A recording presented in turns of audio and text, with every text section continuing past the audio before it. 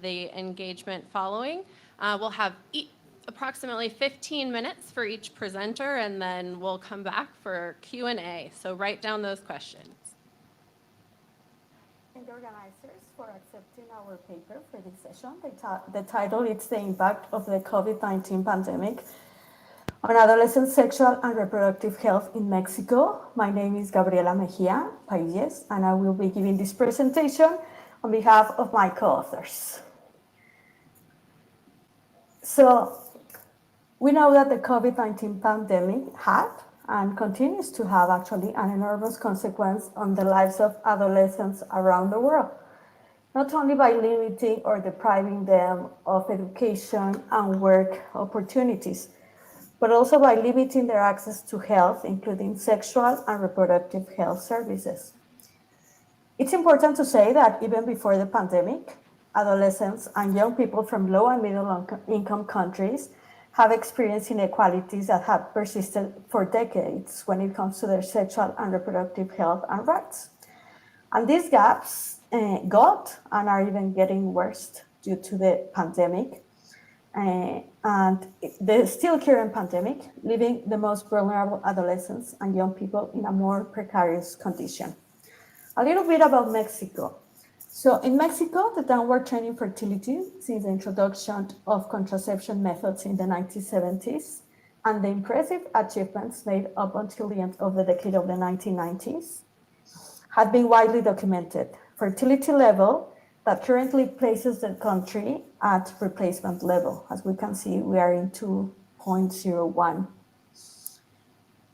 However, it should be noted that these declines have occurred in a context of great inequalities, generating very heterogeneous patterns in fertility among the different groups of the population. Despite the gains in terms of the fertility decline I just showed you, adolescent fertility remains a concern in the country. Adolescent fertility rate has been stagnant during the past decades. In 2000, the age-specific fertility rate was estimated at 77.1 births per 1,000 adolescents, decreasing to only 74.3 in 2015. This is a decrease of only 4% in a 15-year period. This decrease was significantly smaller compared to the ones we observed on the rest of the age groups. So faced with this situation, in 2015, just 7 years ago, the government of Mexico launched the National Strategy for the Prevention of Pregnancy in Adolescents. Its acronym in Spanish is ENAPEA. This strategy is embedded in a framework of human rights, including sexual and reproductive health and rights for adolescents. Since the strategy launch, the rate has decreased from 74.3 births in 2015 to 68.5 in 2020. This decrease represents an 8% in just 5 years since this strategy was launched. However, we should note that it remains a really high rate, even compared with countries with similar socioeconomic levels in the Latin American region. And I want to point out that actually in Latin America, we take the second place in teenage fertility after sub-Saharan Africa countries. Well, despite the government's efforts launching this strategy, we can see that unmet need for contraception among adolescents remains extremely high, with 1 in 3 adolescents not using contraception despite being sexually active and not wanting a birth within the next 2 years. This can be seen in the arrow in red. Adolescents in Mexico face greater barriers to confidential sexual and reproductive health care and accurate information due to the pandemic. They continue to have it. The closure of schools significantly affected them as they did not receive adequate information on sexual and reproductive health or information on where to go for counseling and contraceptive methods. It is estimated that 21% of students in secondary education, that is 1 in 5, and 8% in high school, dropped from education due to the pandemic.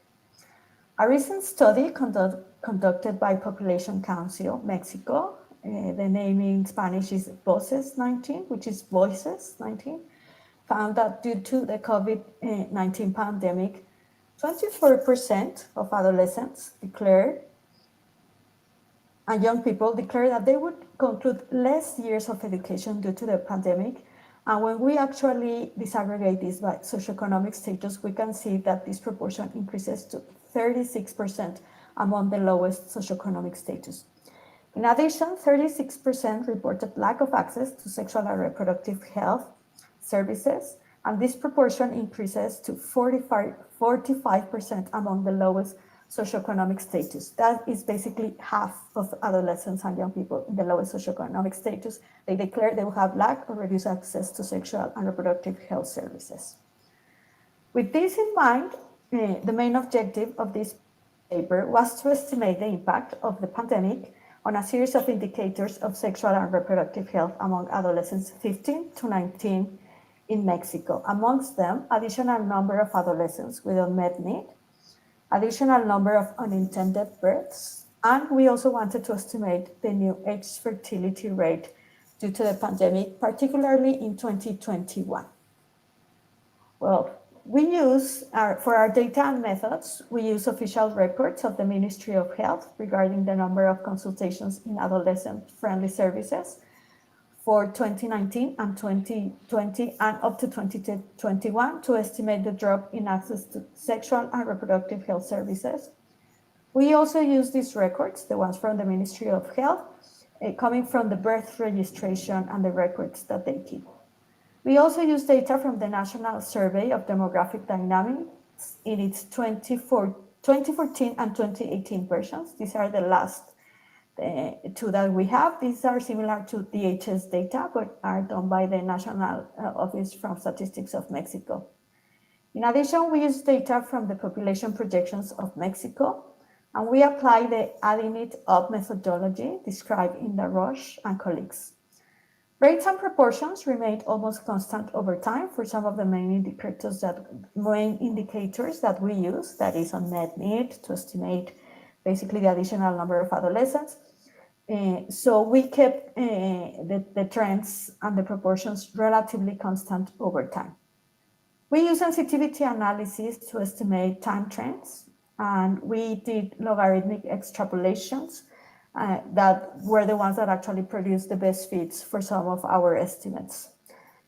Contraceptive abandonment was included in the number of women with unmet need for contraception. And now the results. The dotted line on top represents the monthly number of consultations in contraception services for adolescents in 2019. That is roughly about 50,000 consultations per month. But then we observed an important decline in the number of consultations during 2020. These are actually shown in the red line, the solid red line in the middle. The bars at the bottom of this graph represent the monthly relative change between 2019 and 2020. We can see that actually the largest drops in access to contraceptives, sexual and reproductive health services for adolescents happened in April, started to happen in April. This is when the actually lockdowns began in Mexico. And we see actually that they kind of kept very low for the following months. In average, we see that there was a yearly drop that represents 40% between 2019 and 2020. Well, with this decline, we then decided to project how unmet need for contraception was going to look in the country. So based on the drop in the access to sexual and reproductive health services to adolescents, we projected that unmet need for contraception among adolescents was going to increase from an estimated value of 29.2 in 2020 to 40.9% due to the COVID pandemic. That is actually a 40% increase, which we estimated from the proportions that I show you on the access to contraceptive services for adolescents. So with this estimated projected unmet need that we were expecting, we then projected the number of additional adolescents with unmet need for contraception in 2020, and also the additional number of unintended births. So we were projecting about 141,000 additional adolescents with unmet need for contraception in 2020. I want to point out that even before the pandemic, we were expecting over 350,000 adolescents with unmet need. So in 2020, we were basically estimating almost 500,000 adolescents with unmet need for contraception. Due to these additional adolescents with unmet need, we estimated that nearly 20,000 additional unintended births would be added to due to the COVID-19 pandemic among adolescents. Most of them actually occurring during 2021, given the time it takes for the gestation of a human being. Well, as I said, we were actually trying to estimate the new projected adolescent fertility rate. And this is a trend that I was talking about earlier, which was basically stagnant. And then since the launch of NAPEA, of the strategy, we see this important decline. However, given the increases in the number of adolescents that we were expecting to have unmet need, we projected that the new age-specific fertility rate due to the pandemic was going to increase to 71.5 children per 1,000 adolescents, from the estimated value without the pandemic, which was 67.7. This represents an increase of 5%, and we were actually expecting that the progress done by the strategy would have been partly erased. However, and this is actually very recent data, when we're putting this paper together, we didn't have these records, but based on very recent records from the Ministry of Health, that is birth records from the Ministry of Health, we can observe that there was actually a reduction in the number of births, total and also among adolescents. The bars in red show the relative change in the number of births of adolescents mothers from the previous year, and the bars in gray show the relative change in the number of total births from the previous year. We observe an important decline in the number of births from previous year, particularly among adolescents, as I say, shown in the red lines. 10 months after the pandemic was declared in Mexico. So this basically is consistent with the gestational period. So this is when we actually started to see the largest declines in the number of births. It is important to mention that birth records from the Health Ministry lack universal coverage. Only the ones that actually occur in a medical facility are actually registered in this Ministry of Health. And as a developing country, we still have actually a lot of births that do occur outside or a health facility that is basically with a midwife. That is about roughly 7%, 5 to 7% of births do not occur. Another thing about the records from the Ministry of Health is that they are published the following year from the date that they occur. So we need to be patient to know if the recovery observed in the last months of 2021 are going to be kept actually in 2022. To conclude, our results show that COVID-19 limited access to sexual and reproductive health services among adolescents in Mexico. And we want to point out that actually unmet need was already very high among adolescents. Despite the setbacks in access to sexual and reproductive health for adolescents in 2020, births among this group of women decreased the following months after lockdowns began. It is important to say that despite these reductions in the number of births among adolescent mothers, the numbers are still very high.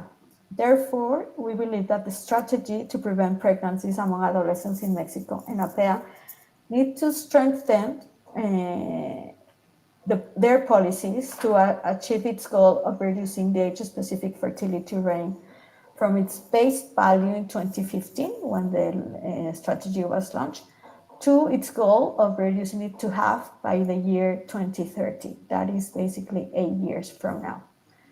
The results presented in this paper suggest the need to conduct further studies on the barriers faced by adolescents to achieve their reproductive goals in general, as well as in the context of a global health crisis like the COVID-19 pandemic. And with this, these are some of the references. And for this, I want to thank you for your attention. Thank you.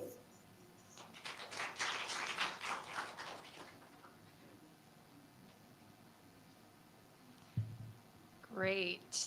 Thank you so much. And I'm told that the presenters were finally able to join online, and we are in motion with our virtual participants. So if you have a question for their team, please do drop it in the chat so that they can see that and respond to you there. For our second presentation, we are jumping across the Atlantic, and we're welcoming Phyllis Wabire. She is joining us from DSW Kenya. She's the project coordinator for the Holistic Action Project for Adolescents, and her abstract was entitled Lessons Learned from Holistic Action Projects for Young Adolescent and Improving Adolescent Sexual Reproductive Health Outcomes in Kenya. So thank you. Come on up, Phyllis.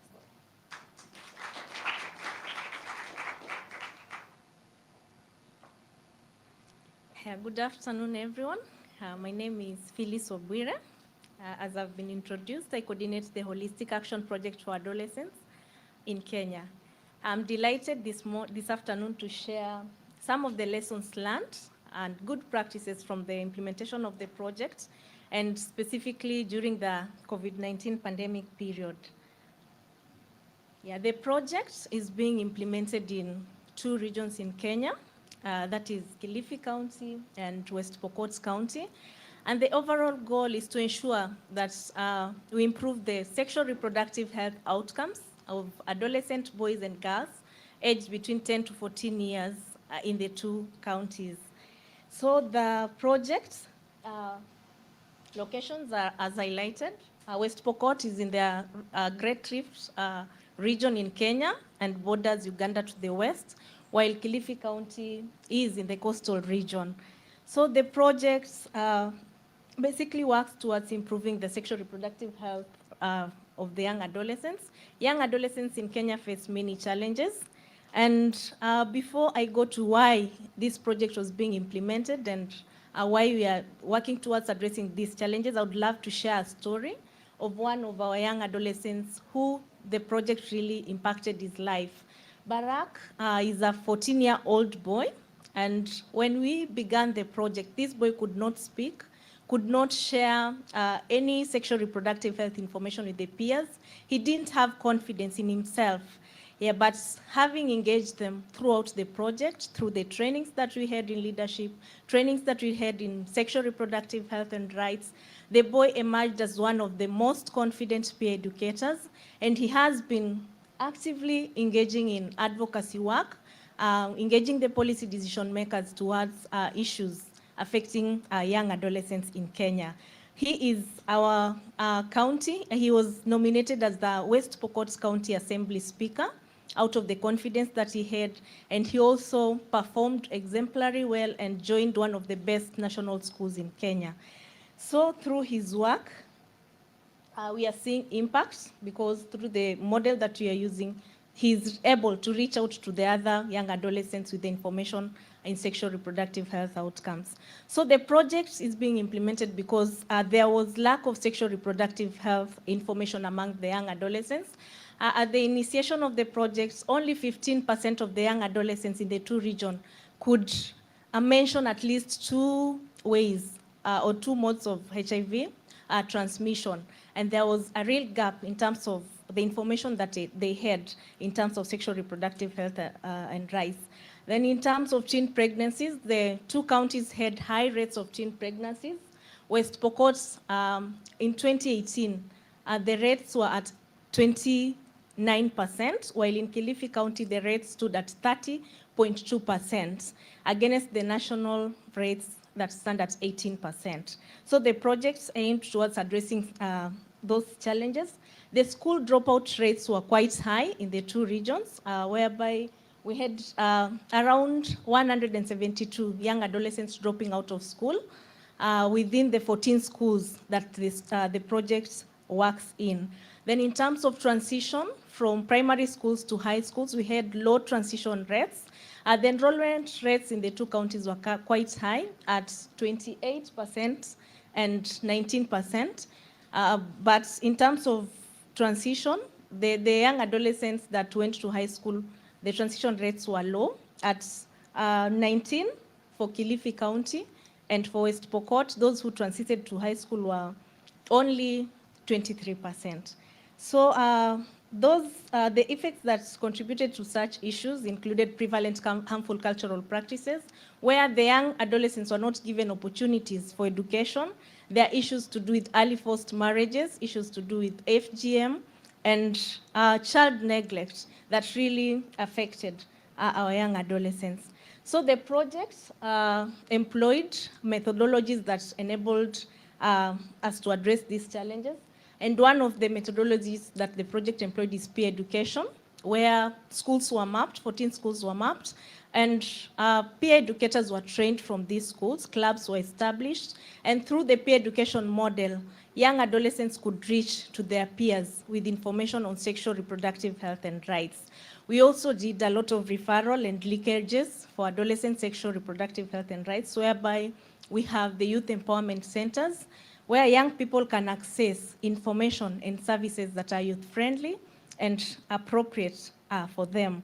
Then in terms of also creating safe spaces, we work closely with the schools. We've trained teachers within the 14 schools on youth-friendly teaching methodologies, and they're able to address the challenges facing these young people in matters sexual reproductive health and rights.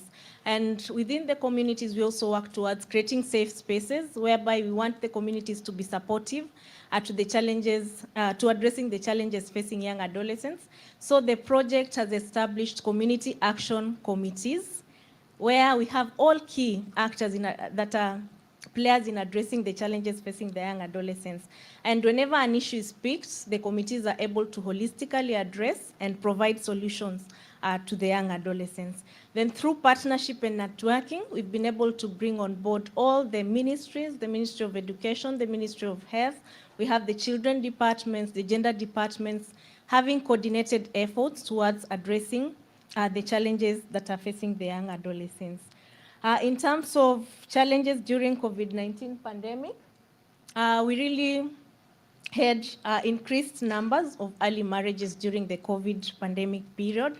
And this was as a result of the long school closure, whereby our young adolescents were exposed to drug and substance abuse, they were exposed to gender-based violence, and a number of them, around 250,000 young adolescent girls, dropped out of school when schools resumed in January 2021. And not just girls, even boys. We had 150,000 boys who did not resume schools after that long closure of schools. And during that period, the youth empowerment centers were not operational as well because we had limitation in terms of the young people accessing the youth-friendly centers. And that as well contributed to the issues of school dropouts and all that. Then there was also limited access to sexual reproductive health and family planning services. As you are aware, the healthcare systems were constrained, and even our young people were scared of going for services within the facilities because of the congestion and because of all the confusion that was brought about by the COVID-19 pandemic. Then also in terms of creation of demand for services, there was an issue. We could not hold the meetings, the big meetings that we used to have, engaging the community members, creating demand for services. And the numbers in terms of access to SRHR services in the facilities also dropped significantly. And in terms of gender-based violence incidences, there was an increase by 92% during that COVID-19 pandemic period. And that resulted to increased teen pregnancies amongst adolescents in Kenya. So what did we do to address those challenges during the pandemic period? we adopted the out-of-school peer learning sessions, whereby we had small groupings of young adolescents from within the communities. We gave them an opportunity to educate themselves, because we had already trained some peer educators, so they cascaded the information through the small groupings within their localities, and that really engaged them, having all the COVID-19 precautionary measures adhered to. Then we also capitalized on using radio peer learning sessions. In Kenya, 82% of Kenyans listen to radios, especially the local radio stations. So we did pre-recordings during the small groupings, and we are able to record that, then play in the radio stations, and also having live discussions with young adolescents, few young adolescents within the radio stations.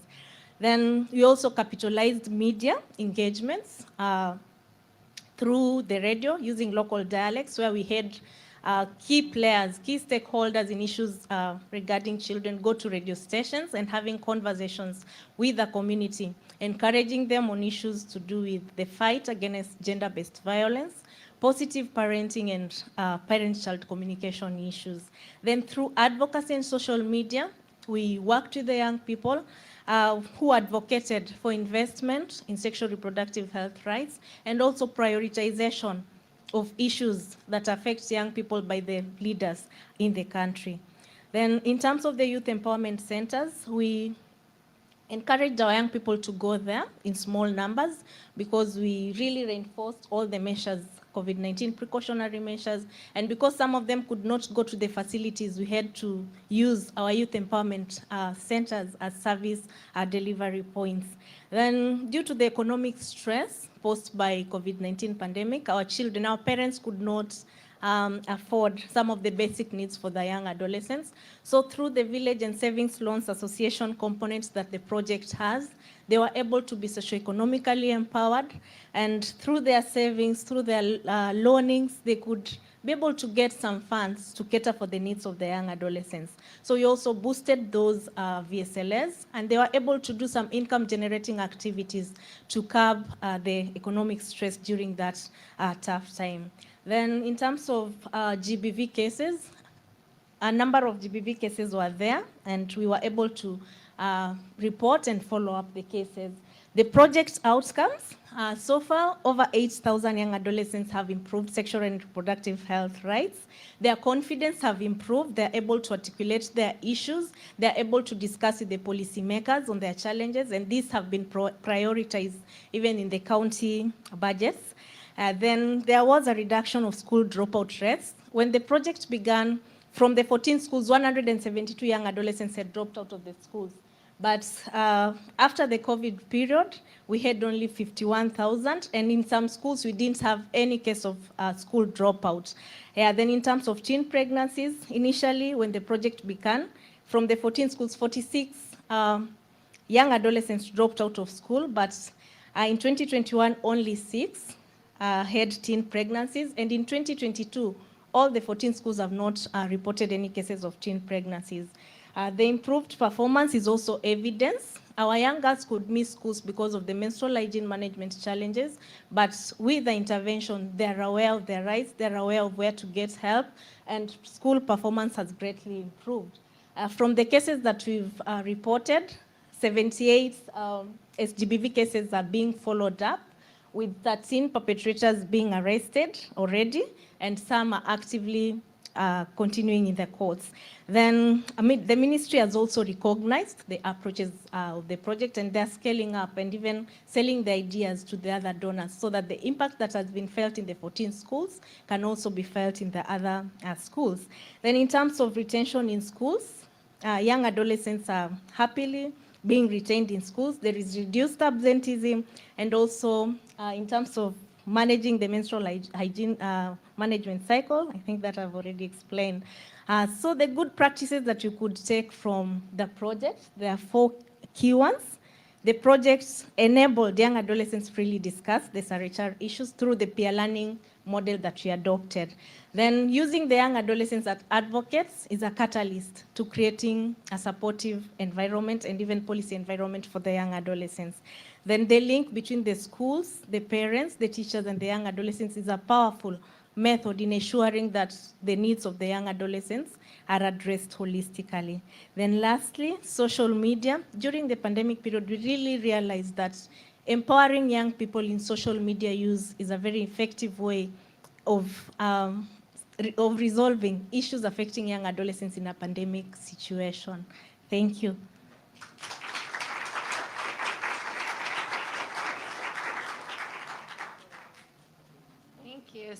Thank you so much, Phyllis. All right, we have our third presentation. We're going to invite up Constancia Mavodza. And she is a research fellow at the Biomedical Research and Training Institute.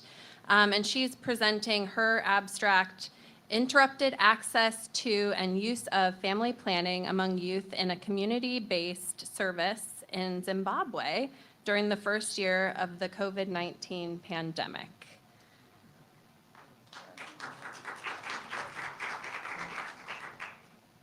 All right. Hi, everyone. My name is Constancia Vimbai Mavodza. I am from Zimbabwe. I work in implementing and evaluating HIV and sexual and reproductive health interventions for adolescents and young people in the country. As of 2 weeks ago, I defended my PhD. This is a PhD chapter. So I'm a newly minted doctor, I guess. So you guys get to listen to a chapter of my PhD. So to start us off, I'll just give a little bit of a background on family planning or contraceptive use amongst young people in Zimbabwe. So Zimbabwe is one of the highest modern contraceptive prevalence rates in sub-Saharan Africa at about 66%. It is kind of oral contraceptive driven, but that's a story for another day. However, when it comes to young people, we're not doing so well. We have one of the, I think the second highest teenage pregnancy rates in sub-Saharan Africa. And as you can see on our unmet need for family planning, you can see when you're unmarried and 15 to 19, the unmet need is 37%, right, compared to like 12.6% for the entire nation. And then it's 17% for our 20 to 24-year-olds. I focus specifically on this age group because that's the age group that I was working with during the study that we did. So clearly there's something that we're not doing right in the way that we do interventions and family planning access for our young people. So it's in this context that we had this intervention that we trialed in Zimbabwe. So it's called the TUES intervention. So this is a trial that we were running in Zimbabwe between April 2019 and March 2022. We'll literally be unblinding the trial in the first week. So we'll figure out whether the intervention that we had worked or not.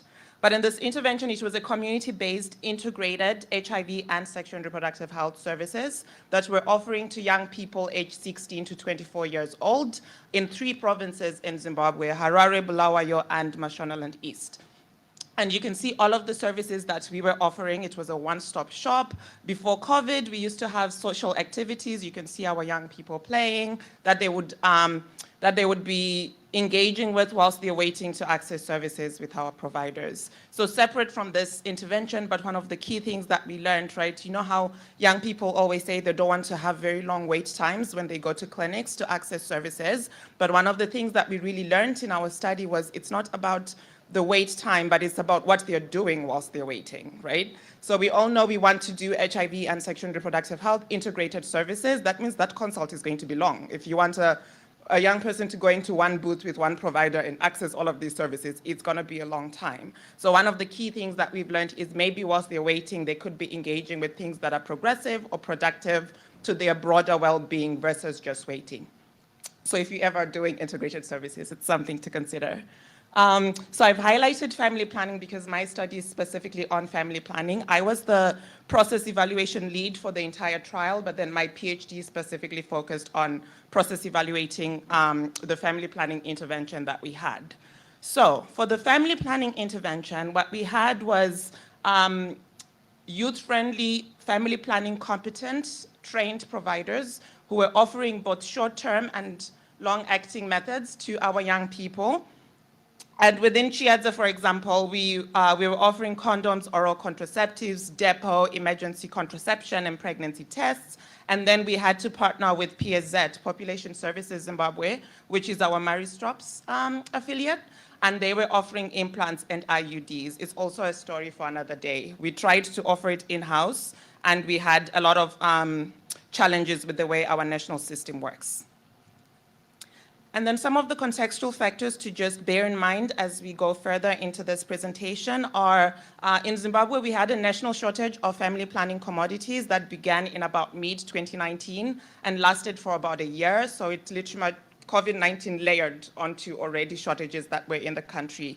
And to mitigate for this shortage, even before COVID-19 happened, within Chiadza, we had to, for oral contraceptives, for example, we had to reduce, right? So the national guidelines say you can get 3 months supply if you don't have side effects and all of that stuff. And then you refill after every 3 months, but we had to start giving people 1 month supply so that we wouldn't run out of stock. And this is something to keep in mind when we then come to COVID-19 and closures and needing refills when you only have 1 month supply.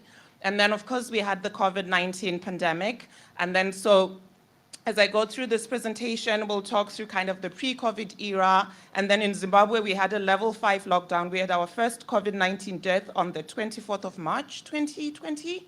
So the national lockdown began on March 31st. So everything had to stop except what was defined as essential services within our public health statutes. And this was like a six-week level 5 lockdown, and then we went down to about level 2 on May 14th when there was a bit more opening of businesses and further essential services. And then of course we've had challenges in our public health system, everything from the exodus of health workers to just lack of free services and having to pay for a lot of services within a socioeconomic system that's already challenging and difficult.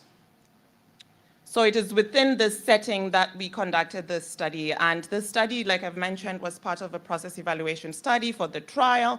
And the aim really was to describe the impact of the COVID-19 pandemic on family planning services within Chiadza, which is the intervention I just described to you guys. And we did this by examining the experiences of our providers who are offering the services, as well as the young people who come to access our services, to really understand how did COVID-19 and its mitigation measures shape access and use of contraceptives. It was a qualitative methodology, so we did some in-depth interviews over 4 time points. Starting with pretty much as soon as the level 5 lockdown began, and these had to be telephonic because people couldn't meet with each other. And then we also interviewed our youth mobilizers.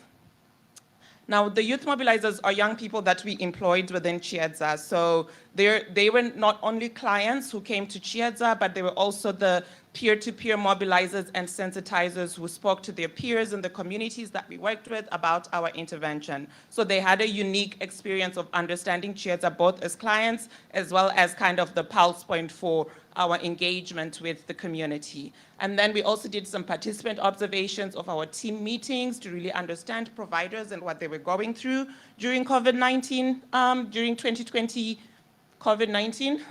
And then we had non-participant observations where I would go to our community centers and sit in the background and just observe what was happening when we had reopened after the level 5 lockdown. So some of our findings, so like I said, really the study was tracking how COVID-19 was impacting our Chiadza intervention. And some of the things that our young people told us was that even before COVID-19 was happening, and I think this relates to some of the presentations that we already had, that it was already hard and difficult to access sexual and reproductive health services. And I think a lot of us know of the challenges that young people face when they want to access often sensitive or sanctioned SRH services within clinical settings. And in Zimbabwe, it was already made worse, like I mentioned, because of the national shortage. It also meant that the family planning commodity prices went up, and people already couldn't afford to purchase the commodities. And then what they also mentioned was before COVID-19, so Chiadza had been running pretty much for about a year before the pandemic hit, and they perceived the intervention to be a source of reliable, acceptable, and free contraception. And then, of course, COVID-19 hit, and we went into the and we went into the level 5 lockdown, and then we reopened. And some of the ways that young people navigated the closure of Chiedza, we had quite a lot of young people who stopped taking contraceptives for a number of reasons.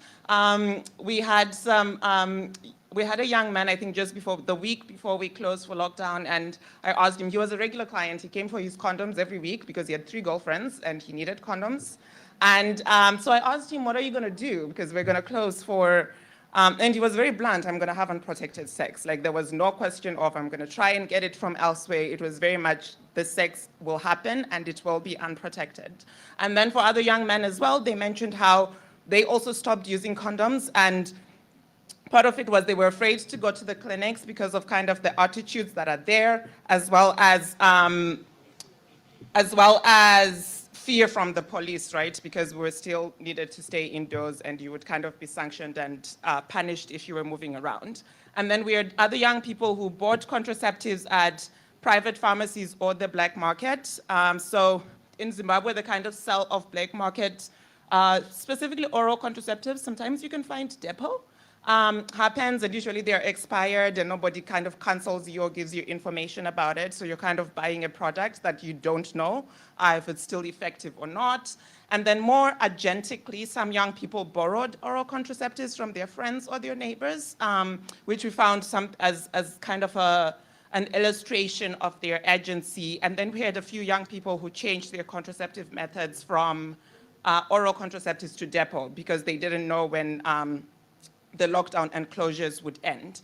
And then, of course, like I mentioned, there was still fear of contracting COVID-19 and the consequences of breaking national lockdown restrictions that continued to hinder access to services.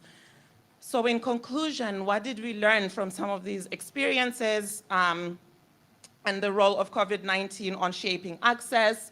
I mean, it showed, I think, like the previous presenters showed us, that COVID-19 really highlighted the critical need for quality youth-friendly services. We already knew that there was a critical need, but I think this was heightened by the conditions of the pandemic. And oftentimes within kind of the prioritization of health systems, I'll give an example in Zimbabwe with HIV. HIV was like prioritized during COVID. People could go get their 3-6 months ARTs. Even during lockdowns, we had clinics or OI clinics that remained open, but the same wasn't done for family planning, and yet the consequences could be quite similar in their negative, life-changing ways, right? You could have your unintended pregnancy, or you could kind of default on your ART treatment. So for us, it was very much about how, in as much as we're thinking about pandemic preparedness, I was reading on some of the funds, there are so many now, but there's still a sidelining of SRH, right? It's very much focused on vaccines and making sure that providers are going to be able to face the next pandemic, but there still isn't a consideration for sexual and reproductive health or family planning for young people. And yet that remains a critical need, even when you have crises that are happening. So that was kind of our key learning, and I think there is room for us to learn about how we can further improve access to family planning and or contraceptive use for young people during pandemic. And we can learn this by, for example, how HIV programming and interventions have been doing it as well. With that, I will say thank you.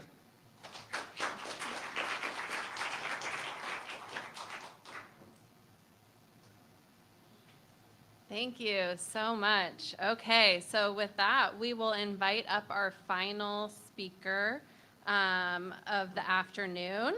It's Anthony Idowu Ajayi.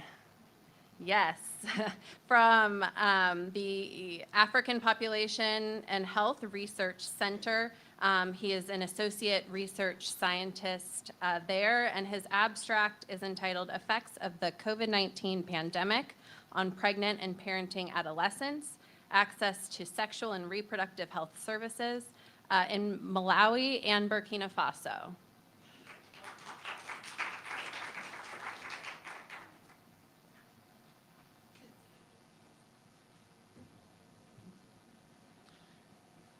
Yeah, good afternoon, everyone.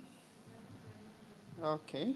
So I'll be making this presentation on behalf of my co-authors. There are quite a number of them. Alista Muntali, at the University of Malawi. as well as Chrissy and Natalie. Natalie is from the ISSP in Burkina Faso. And Boniface was seated there, but he just left not quite long ago, as well as Caroline. So this is a joint effort, even though I'm the one standing to present. As you know previously, and again from all the presentations you've listened to, adolescents already have challenging access to sexual and reproductive health services prior to the COVID pandemic. We know that adolescent mothers, for example, pregnant adolescents are the least likely to access antenatal care or to receive fewer antenatal care services in case they do attend antenatal care service. Often they also present late in the second trimester for antenatal care. And also we know that maternal mortality is higher among adolescents, pregnant adolescents compared to adult women. So again, their situation is already pretty bad before the pandemic. So it's important to understand how the pandemic affects their access to sexual and reproductive health services. And, and when I speak about access to sexual and reproductive health services, I'm speaking about access to antenatal care services, access to contraceptive services, which are key interventions to prevent morbidity and mortality among pregnant adolescents.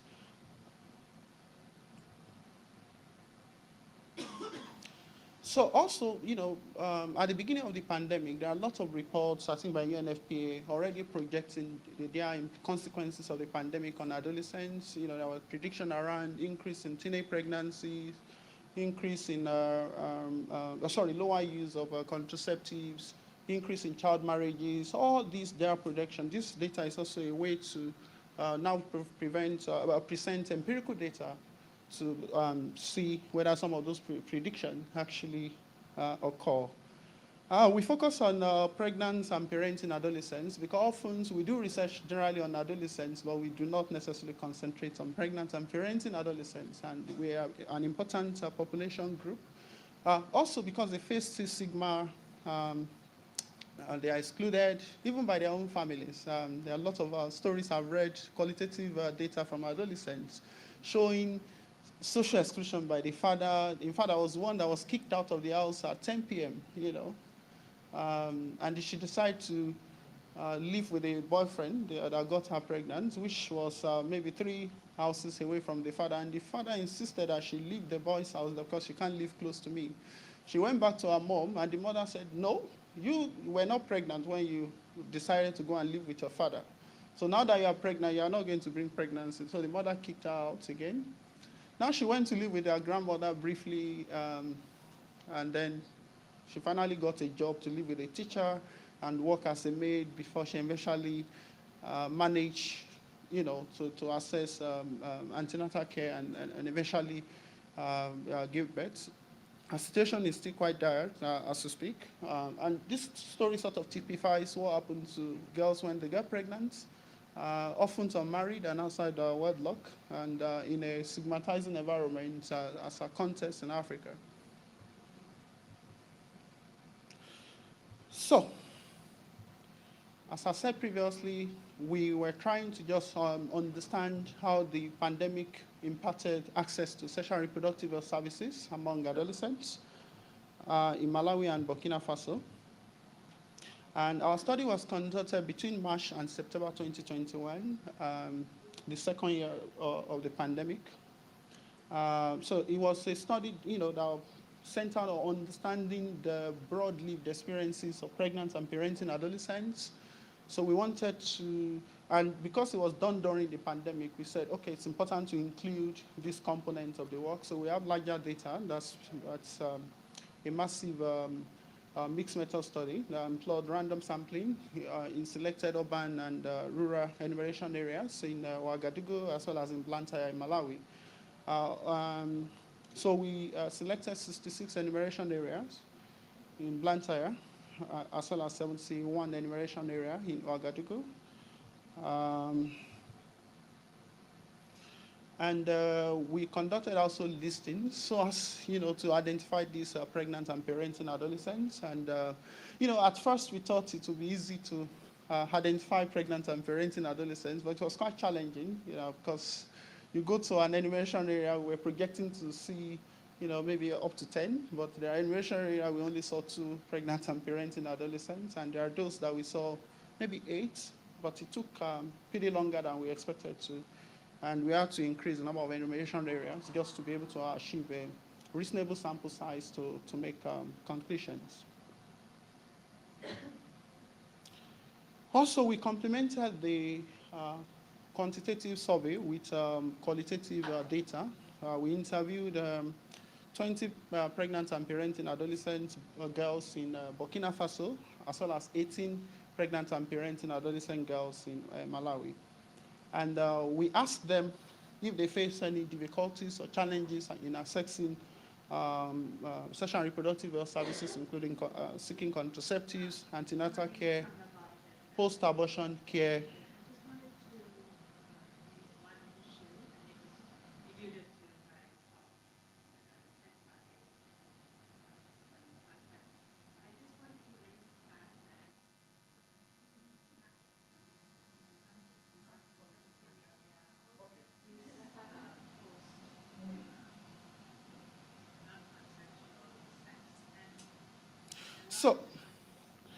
So we wanted to understand whether they have challenges, whether they face any challenges accessing antenatal care, contraceptive services, post-abortion care, HIV testing, and treatment for sexually transmitted diseases, as well as maternal care and period supplies.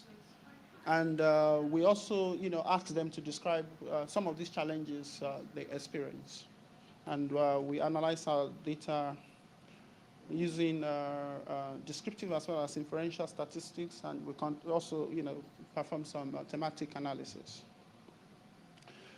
So permit me not to present their demographic characteristics, but the average age is around 18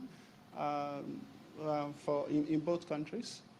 And the youngest was 12 in Burkina Faso, and I think 13 was the youngest in Malawi. But again, that was the age at the time of the survey. So the one that was 12 probably got pregnant at 11, and the one that was 13 got pregnant at 12. So in Malawi, about 8.4% experienced some challenges in accessing antenatal care, and the figure is much higher in Burkina Faso. It's around 30%. Around 8.2% experience difficulties in accessing contraceptives, and 13.9% reported experiencing difficulties in accessing contraceptives in Burkina Faso. So generally, there are more adolescents reporting facing difficulties in accessing contraceptives in Burkina Faso relative to Malawi. So overall, I tried to, estimate the number of adolescents in the entire study population reporting difficulties in accessing contraceptives, and in Burkina Faso, about 44.6% reported some difficulties in accessing any of the services, including contraceptives, antenatal care, and maternal care as well. And the figure was 21.4%. Now, there's also been a lot of statements around inequalities in access to care generally. So they do not generally access care exactly the same way. So some are more impacted than others. So we tested it using a logistic regression, and here's what we found. Adolescents that belong to social group reported are more likely to report experiencing difficulties in accessing sexual and reproductive health service. So are those not living with their parents or living with one parent, as opposed to those living with two parents. Those who are orphans those who are orphans are more likely to report difficulties in accessing reproductive health services compared to those with two parents. Those who receive no support from the child's father also reported difficulties in accessing reproductive health services relative to the ones that receive good support from the child's father. And then also support from parents. Those who reported not, those who report support from parents are also less likely to. In Malawi, the result is fairly similar.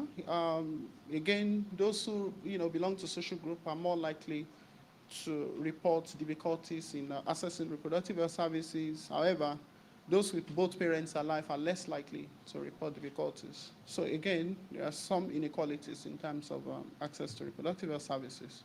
So from the qualitative data we generated, we observed that health facilities continue to provide services during the pandemic. Of course, they had to make some adjustments, and we are going to look at some of the strategies they used to continue to provide services, which again, resulted in some of these difficulties they reported. So they restricted access to health facilities. One of the girls says, health workers were not helping us accordingly. I was not allowed to enter the hospital because I forgot my mask. They limited the number of women getting antenatal care to 20 per week. So if you miss your turn, then you have to wait until the next month. Health workers were not helping.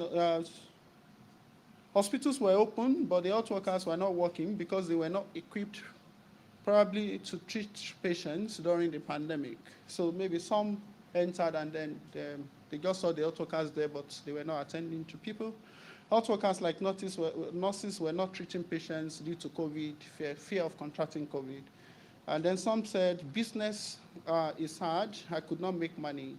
The doctor hit and scolded me for almost letting my baby fall. So, in conclusion, COVID-19 pandemic created additional difficulties, limiting pregnant and parenting adolescents, girls' access to services, particularly for the most vulnerable adolescents. And it's also important to note that these challenges are not peculiar to adolescents, girls themselves, but they are also the least likely to have resources to seek alternative form of services in private facilities. And our research underscores the need for interventions that specifically target adolescents during a pandemic.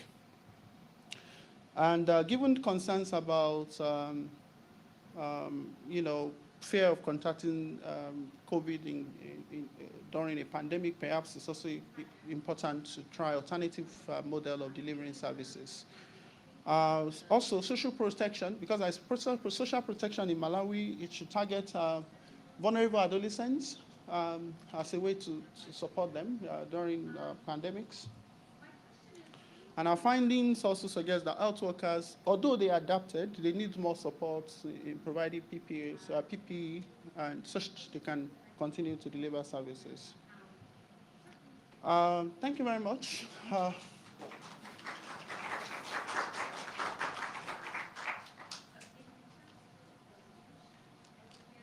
Okay, I would like to ask all of our panelists to come on up into the hot seat here on the stage.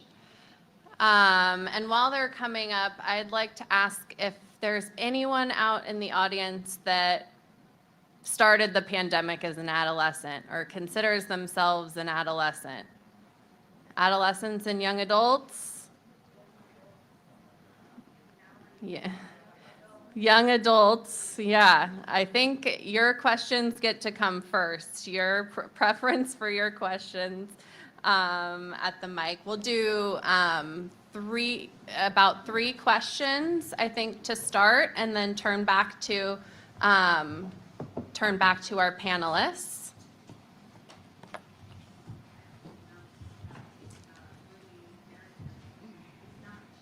For those of you in the room, you can go to the mic, yes.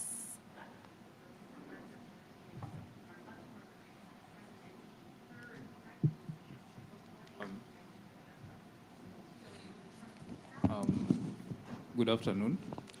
My question is to Constancia, and from your presentation, though not directly part of the presentation, but from your submission, you indicated that majority of the adolescents in Zimbabwe preferred using pills. And just comparing with the Kenyan context, pills are a bit, most adolescents don't prefer pills because of privacy. So maybe you could explain to us how you managed to navigate matters of privacy with the use of pills in Zimbabwe. Thank you.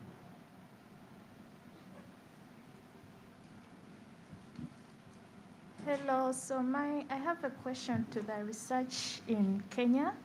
You talked about having safe spaces as one of the approaches for the research. So I'm asking, how safe are the safe spaces? I don't know if I'm making sense. So what are the qualities that are making the spaces safe? Because we've had issues where the spaces are called safe, but they are not safe. And the other question will go to the research in Zimbabwe. She talked about shortages. So I would want to know what you are doing about to make sure that there is more funding for the family planning services. Because, for example, in Uganda, on 31st, we had a story where in Busia, the sex workers, for example, went out of the condoms. The condoms were late. So these people were trying to wash the condoms and reuse them as a way to mitigate the shortage. So it became a big issue. So I would want to know about that. And then when it comes to all the research methods, I'm interested in knowing the cultural impediments, because in Uganda, for example, there were a lot of early marriages because they believe girls are supposed to be in the kitchen cooking, being married off to husbands as per going to school. So when schools were stopped, then most of the girls were sent off to get married. So I don't know how, if you got these issues during the research, and what are the ways you are doing to stop them. And also, sex education is not something that is usually talked about freely, because parents think it's a private thing, it shouldn't be talked about. And again, it's a cultural sort of thing. So did you get such incidences during the research, like the cultural barriers, and how did you work to resolve them? Thank you so much. Thank you. We'll take one more at the mic for now. And then I also want to bring a question from the chat, which I think follows on the second one. Very interesting presentation on Zimbabwe. You mentioned the oral contraceptives are the most common method in Zimbabwe. What about adolescents? Does counseling promote using both an oral method plus condoms? And congrats on your PhD. And then we'll take this final question. So what I was curious to listen to, and all of you gave amazing presentations, so thank you on that, and congratulations on the PhD and also others for the presentations you made. Only one of you talked about post-abortion care. So I'm from Asia Safe Abortion Partnership, and we work with young people across Asia. And we realize that in our parts of the world, like you said, due to cultural reasons, young people do not have a voice and agency within the society, within the family, and prevalence of early and forced and child marriages are very high. And pregnant, and one thing that I really liked from the last presentation that you made, Anthony, that you talked about supporting pregnant adolescents and parenting adolescents.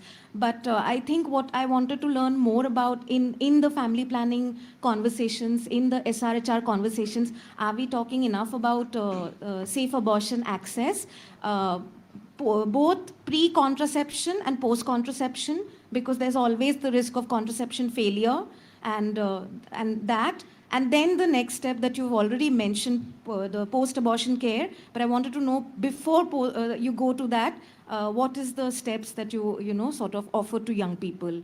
So any one of you could answer. Yeah, thank you. Thank you very much. Shall we start with you, Constancia? Sure. Okay, this is not working. I think this is working.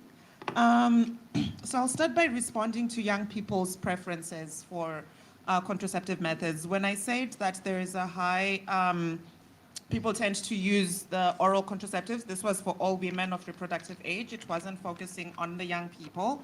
But in a separate chapter of my PhD, we worked on young people's preferences. And so there's generally poor uptake of contraceptive methods, right, as shown by kind of our very high unintended pregnancy rates amongst young people.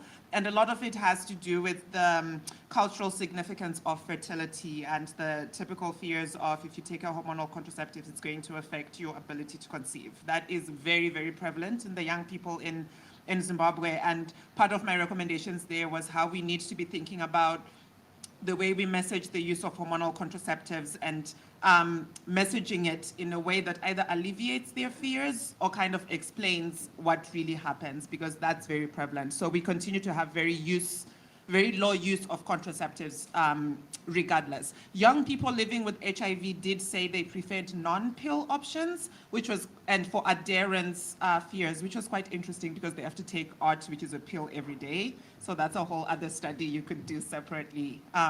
So those are just some of the findings. And then for the shortages of family planning in Zimbabwe, so when it happened, I think it was like a UNFPA, I think.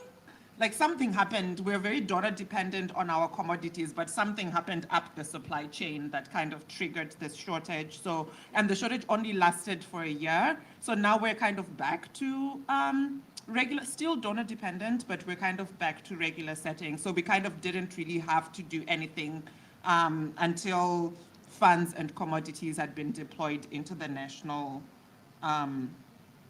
system. I'll stop there and then come back. Thank you for the good questions. I'll start with the one on safe spaces.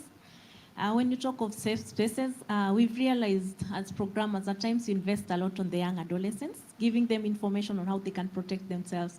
But then we are not keen on the environments from which these young adolescents come from.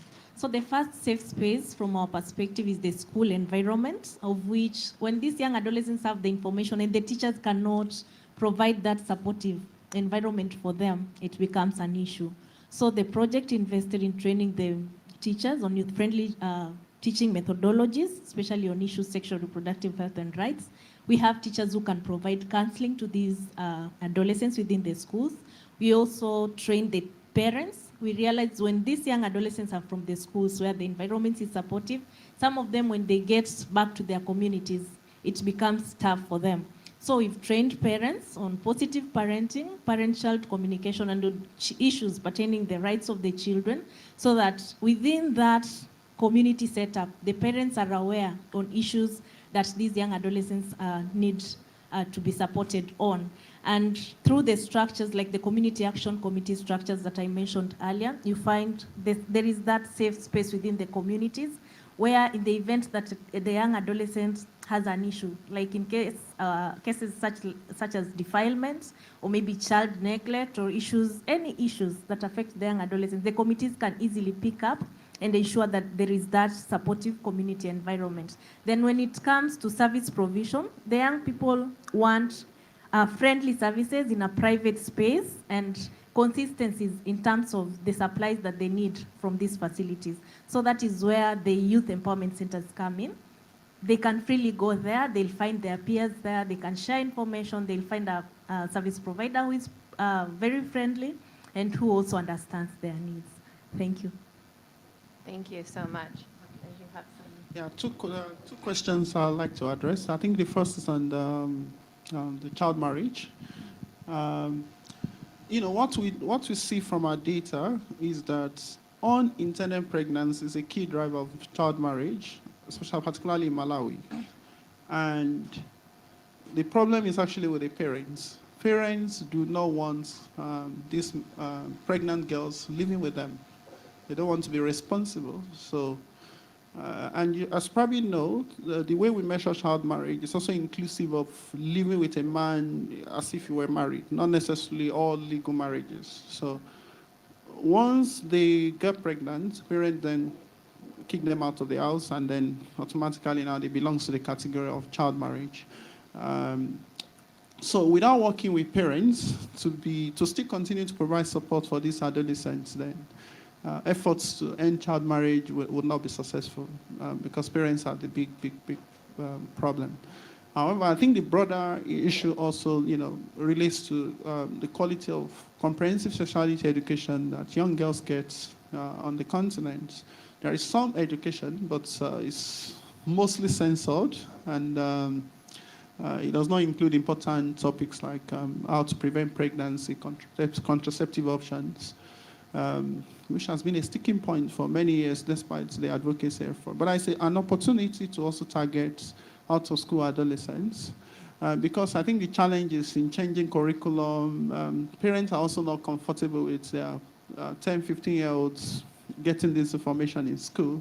But there are also a huge proportion of adolescents who are out of school. So they're also missing out that we can't be targeting with limited restriction. I think in our project, we have an intervention study where we plan to deliver comprehensive sexuality education to pregnant and parents in adolescent girls, just to improve their knowledge of contraceptives, how to address gender-based violence. And we are going to see what the effects will look like in terms of improving outcomes among these girls in both countries of the study. On the issue of post-abortion care, or abortion as well, because the data, I may not show the data on abortion. A few of them also reported difficulties in accessing abortion services. I think the major challenge when it comes to abortion is that over the years, the outcomes have been poor. So people consider abortion to be something that could lead to their death, for example. Of course, I'm not saying that's what they believe, but that's not the truth. The service has really improved, and you can have abortion and it's safe, but people still do not know that abortion is safe. So hence, when they want to consider abortion, they simply tell them, you are going to die if you go for abortion, and that is really restricting their access to abortion services. So there needs to be more investment in educating young girls about the safety of abortion procedure itself, so that they can then seek the services. Because a lot of the pregnant parenting girls actually explore the option of obtaining abortion services, but they themselves were too scared of to present for that service. And I think that's a major issue.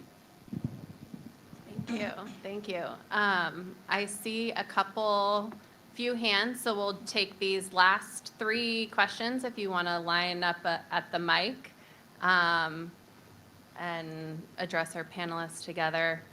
And then question for the audience: how many of you had something that you expected to see as an outcome on service utilization or health impacts of the pandemic among adolescents that didn't come to fruition? How many of you had a hypothesis where you got mixed results or saw something that was a surprise? No one. I should turn up to our panelists, but I think, yeah, lots of interesting data. Please. Thank you. I'm from Madagascar, and in your presentation, I've seen some technological intervention during the pandemic. So my question is about the monitoring and evaluation. Most of the time, it's really difficult to evaluate the impact of activity on social media. The number of likes or comments you get is not enough for funders to see what is the real impact and the result. So how you like, for example, in thousands of people who likes a Facebook post, for example, how do you know that they have a real behavior change, or if they get to youth-friendly services, health center, or I don't know. Can you please share your experiences? Thank you. Hello, my name is Mwihaki Njogu from Kenya. Thank you so much, Constancia, Phyllis, and Anthony for the presentation. Constancia, I'll start with you. You talked about adolescent sexual reproductive health, and you said they should be given something interesting to do as they wait. That's a big challenge we have in Kenya because there's a lot of stigma in accessing the services. My question is, what activities do you feel they can engage in as they wait to be served? And to you, Phyllis, you did an amazing presentation and good work you're doing in West Pokot and Kilifi. My question to you would be, how do we address the mental health challenges that comes with sexual reproductive health, considering cultural barriers, especially in the areas you stated? And to you, Anthony, good job in Malawi and Burkina Faso. My question is, you talked about healthcare workers and parental support. How do you feel we can make healthcare workers and parents feel very supportive? Because when you talk of culture, especially in the countries they're addressing, there's a lot of barrier when it comes to accessibility and support when it comes to grown-up individuals. Thank you so much and good job.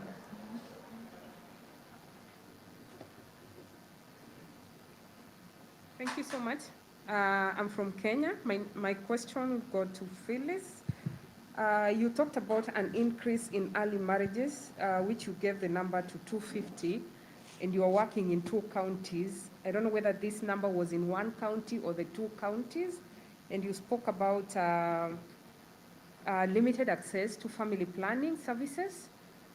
Before the study, what was the percentage? And after the study, that you got to know that there was a limited access, what was the drop percentage? You also talked about 92% of GVB in girls. If you could kindly elaborate what kind of GBV you are talking about in adolescent girls. Lastly, you spoke about 150 boys dropping out of school during the COVID-19. We are talking about the impact of COVID-19 on family planning. Could you kindly give the reasons as to why the boys dropped? Thank you. Thank you so much. And if we can start again with Constancia, and then if you can all keep your responses brief so we can not be too late for lunch. Perfect. So I'll just focus on the give young people something to do whilst they're waiting, and the kind of stigma that's associated with trying to access sexual and reproductive health services. So the way that we did it in Chiedza was, I don't know if you saw the list of HIV and sexual and reproductive health services that we had. So one of the things that ended up being protective was a lot of our young people would tell their parents, I'm going to get pads at the community center, because we had MHM as a, so you didn't have to tell anyone that you're going to take contraceptives. Even the community knew, oh, they give pads on Tuesdays at the community center, yeah? And then once they were at the community center, before COVID, they had social activities, so music, pool, TV, they could play soccer, but then they also had health education talks. So the first person they came into contact with was a youth worker, a young person. So either there's proper sessions that are being done around, for example, how to wear a condom, like condom distributions. It could be how to use a reusable pad, or just general conversations about some of their SRH issues. So that's what would be happening in the social spaces. But when you leave the community, you literally could tell them, I'm going to get pads, which is kind of what we became known for. And then you access all the other services that you need.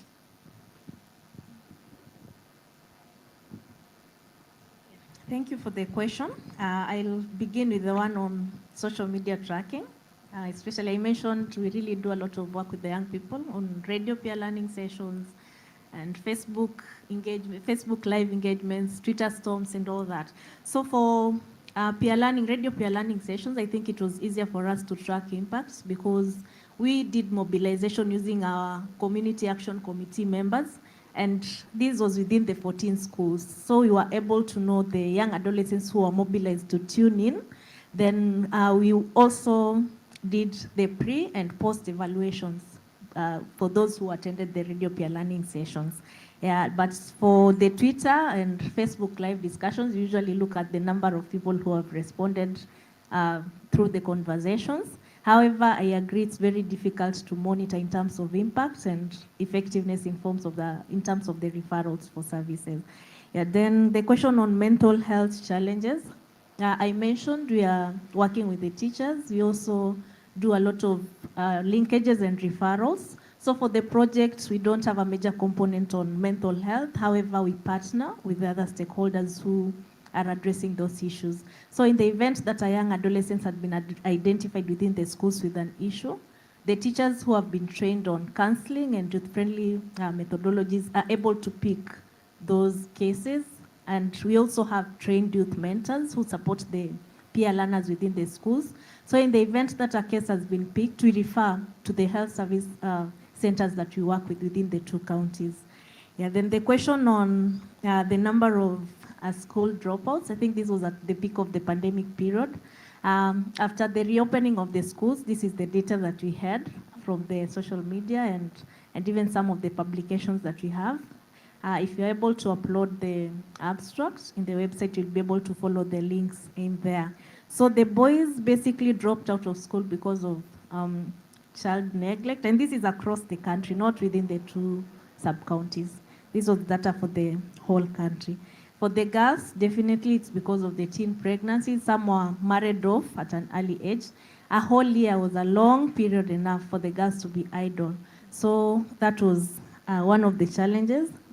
Then some of the boys decided to work, and out of the income that they got, they lost interest of going back to school.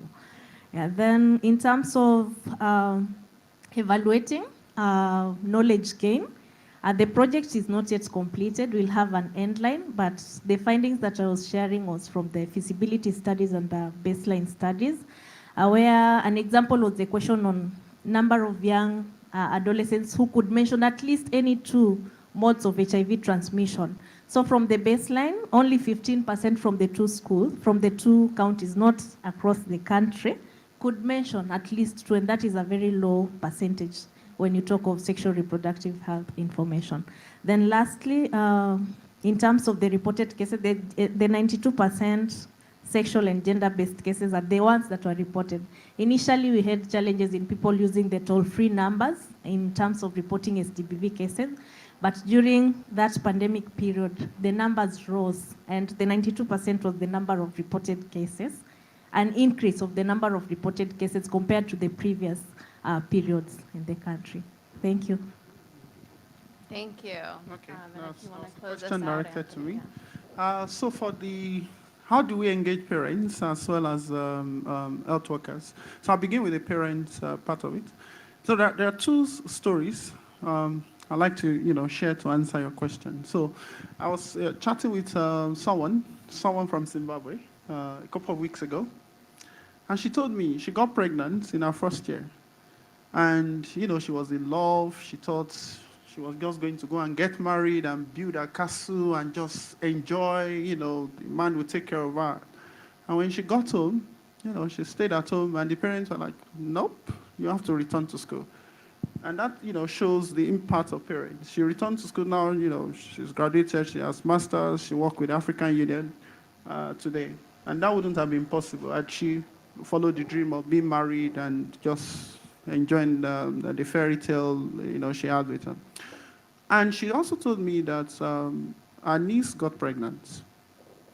And the father was so angry, and then they kicked the niece out of the house. So the niece went to live with the family of the boy that got her pregnant. And I think around 8 months of the pregnancy, or 7 months, they decided to just go and check on her to see how she was faring. And they discovered that she's more or less the slave in that household. She does everything. She was looking wretched and haggard. So they decided to, take her back, took her back to school after delivery, and now she's in the university. So it shows that without parental support, there's no future for many of the pregnant and parenting adolescents. But the question is, are we having the conversations? Are we engaging parents to show them what the future could look like if they actually support these girls? Of course, they're probably angry because they've invested in them to be in school. Now they got pregnant, they are disappointed. But pregnancy should not mark the end of their education, and they can still become important people in the society.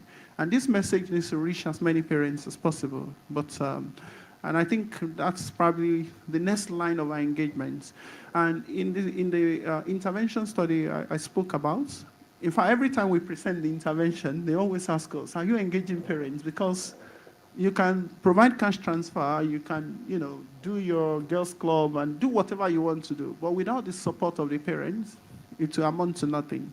And we've, incorporated that as a critical component of our intervention that we're doing in Malawi to ensure that we engage parents. And we will have data to show the impact of engaging parents in maybe next year after we deliver the intervention. For health workers, we have limited data. It was an oversight. We were looking, understanding the lived experiences, but we just did not include enough question on their experience with health workers in the facilities.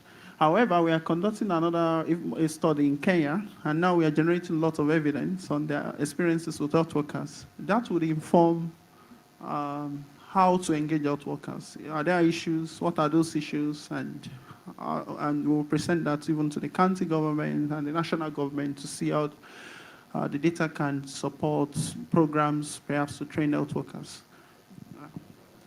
Thank you so much. And as Phyllis mentioned, all of the results from the presenters today will be posted back up on the website. So I encourage you to continue to engage with the content, talk to the presenters, get your lunch, and keep up all of the work supporting this important population. So thank you.